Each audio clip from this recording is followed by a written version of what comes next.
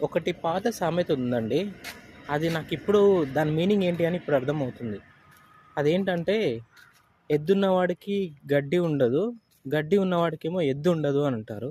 అది నాకు ఎగ్జాక్ట్‌గా నాకిప్పుడు అనిపిస్తుందండి. ఎందుకంటే, ఇప్పుడు మనం సాఫ్ట్‌వేర్ జాబులు చేసి ఇంత తనలాడుతున్నామో అసలు, ఆ స్ట్రెస్ ఫీల్ అయ్యి ఇదంతా మనం భరించలేక అసలు ఏదన్నా ఆహ్, ఆహ్, కూరగాయల బండి పెట్టుకుందామా, ఆటో నడుపుకుందామా, ఆళ్ళు మంచిగా ఫీల్ అవుతారని చెప్పేసి అలా ఫీల్ అవుతున్నాము. అలాగే మా కజిన్ ఒకడున్నాడండి. వాడు డిగ్రీ కంప్లీట్ చేశాడు. తర్వాత వాడు జాబ్‌లు ట్రై చేసి వాడు ఏం వర్క్ చేయకుండా వాడికి జాబ్ రాక ఇంకా వాడేం చేశాడంటే వాడు ఆటో నడుపుకుంటున్నాడండి ఇప్పుడు. ప్రెజెంట్ ఆటో నడుపుకుంటే వాడికి 3000-4000 వస్తుంది ప్రతిరోజు. వాడు హ్యాపీనే ఉన్నాడు. వాడినిప్పుడు ఎవరు సాఫ్ట్‌వేర్ అన్న ట్యాగ్ లేదు వాడికి, ప్రెస్టీజ్ అన్న లేదు.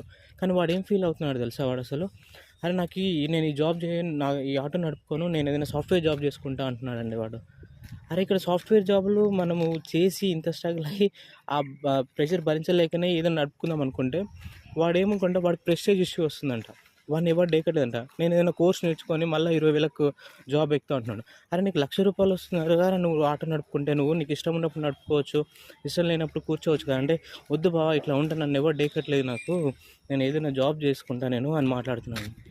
అసలు వీళ్ళకి ఎలా చెప్పాలి ఈ ప్రెస్టేజ్‌లేంటో, అసలు సాఫ్ట్‌వేర్ అన్న ట్యాగ్ తగిలించుకొని ఇంతకు ముందులాగా లేదండి అసలు.